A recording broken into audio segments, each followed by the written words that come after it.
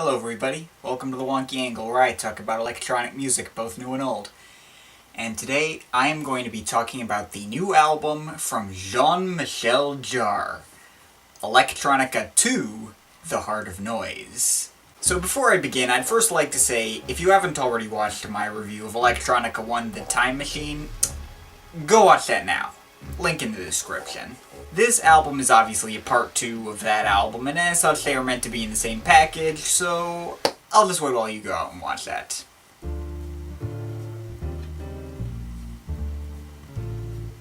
Just wait. By the way, did you know that the Electronica 1 review is my most popular album review to date? Didn't expect that one to blow up as much as it did. Even Kanye couldn't touch him. Alright, that's enough waiting. So hopefully by now you've heard my thoughts on Jarre in general, and Volume 1 as a whole, but for those of you who didn't listen to me just now, Jean-Michel Jarre is a pioneer of electronic music who changed the genre forever with his 1976 album Oxygen, and this latest project, Electronica, is a collection of collaborations with various different electronic artists, both fellow pioneers and game changers, as well as younger producers and performers. And while I thought Volume 1 was somewhat inconsistent, I nevertheless thought it was great, even enough so that I gave it a spot on my best albums of 2015 list. So now with that out of the way, let's talk about Electronica 2.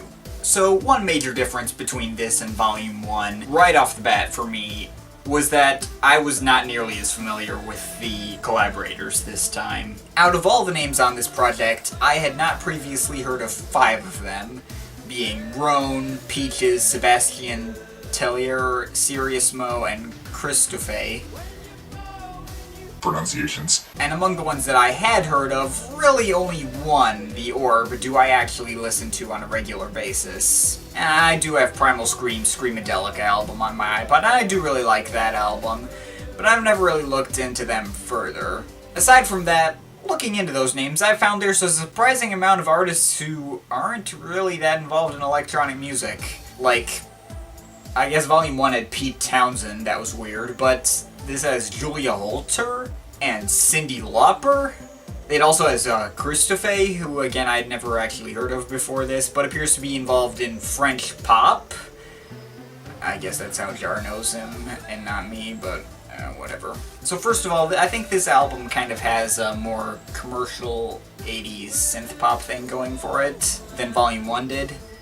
And I guess that's not everybody's cup of tea, but I say Jarre's been influenced by this kind of genre for years. Even if you pretend that Teo and Tia never happened, which I guess some people would like to do, you can hear it even on his work back in the actual 80s. Like, what about Zoologology?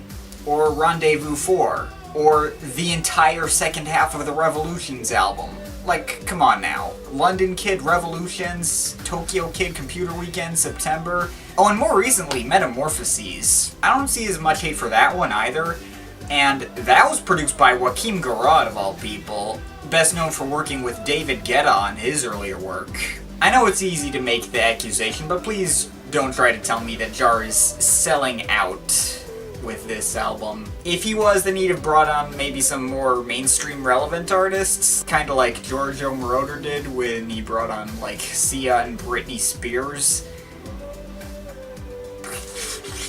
But just a theory, I highly doubt that Jarre had his eyes set on the charts when he made these albums. So now with that rant out of the way, let's get down into the actual content of Electronica 2. How does it turn out? Well, I will say this. On one hand, it does address some of my problems with Electronica 1. Namely that it feels like less of a disjointed mess, as well as the collaborators don't seem to dominate these tracks as much as they did on Volume 1.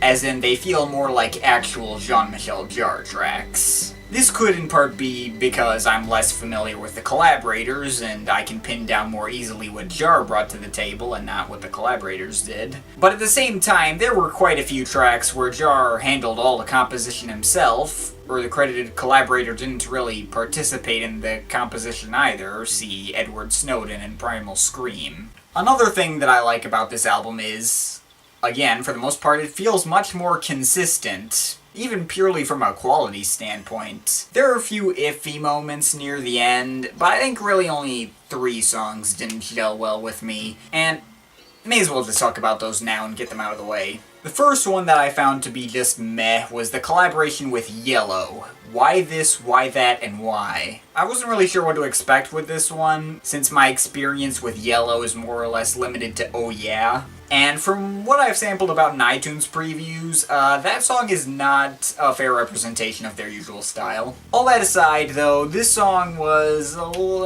kind of disappointingly somber and serious. I guess I can be in the mood for something like that. It did kind of feel out of place, since most of the other songs on this album were more upbeat and intense. The Cyndi Lauper collaboration, Swipe to the Right, also didn't really do much for me. Though I do kind of like how this song ends in like that weird clicking beat from that you hear all throughout Oxygen. But for the most part, this song sounds a lot like Girls Just Wanna Have Fun, mixed with what I think is pretty much the exact same chord progression and almost the same melody as the Moby collaboration from Time Machine, Suns Have Gone. I found myself singing the tune to that song over this one on more than one occasion. It's a fun enough track, I guess, and if you like Cyndi Lauper and Girls Just Wanna Have Fun, that kind of thing, I guess you would like this too, but I don't really like that song either. Her voice is kind of annoying in my opinion. Speaking of off-putting voices, I could not get into the Christophe collaboration either, Walking the Mile. I do think the subtly mysterious and kind of movie soundtrack-ish instrumental he sings over is fine, and has been growing on me slowly, but I do not like the sound of this guy's voice. It's like this creepy falsetto thing that I find more than a little unnerving. Another song that kind of bugged me was the album's ending, The Heart of Noise, The Origin, which is just a shortened version of the second part of the opener.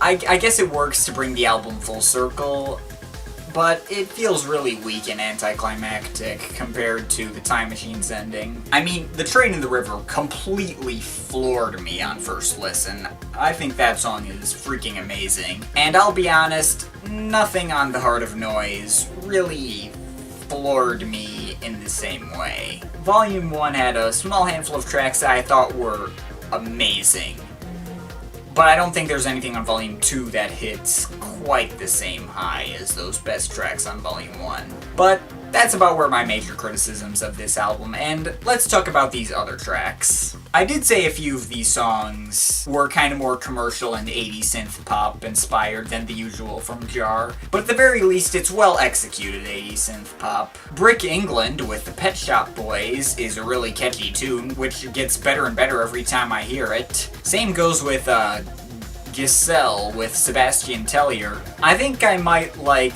Brick England just a tad better, but still, both really fun and catchy tracks. These Creatures with Julia Holter is of the more peaceful and somber variety, though unlike the more depressing nature of Why This, Why That, and Why, this track has kind of a more angelic quality to it. And by the end, comes up sounding kind of like the outro to Equinox Part 8. As One with Primal Scream actually technically isn't a true collaboration with Primal Scream, but rather Jarre sampling the Primal Scream song Come Together. Now, Come Together is a great song, and while I'd be lying if I said that Jarre's version was an improvement in any way, I mean, it just kind of pitches the vocals from the back end of the song up a few steps, and then turns it into some like sugar high happy, almost kind of like a Eurodance style track.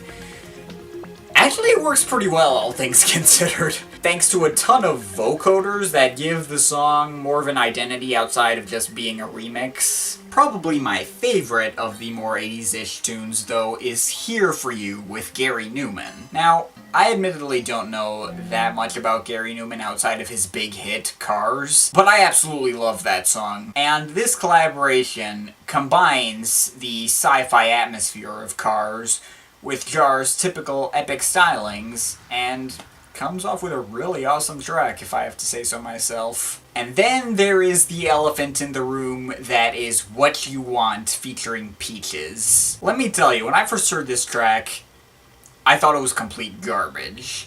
Like, obvious pick for least favorite. For one thing, it is like really dark and clattery and maybe kind of hip-hop inspired. Got that kind of down and dirty feel to it. And it sounds absolutely nothing like Jarre.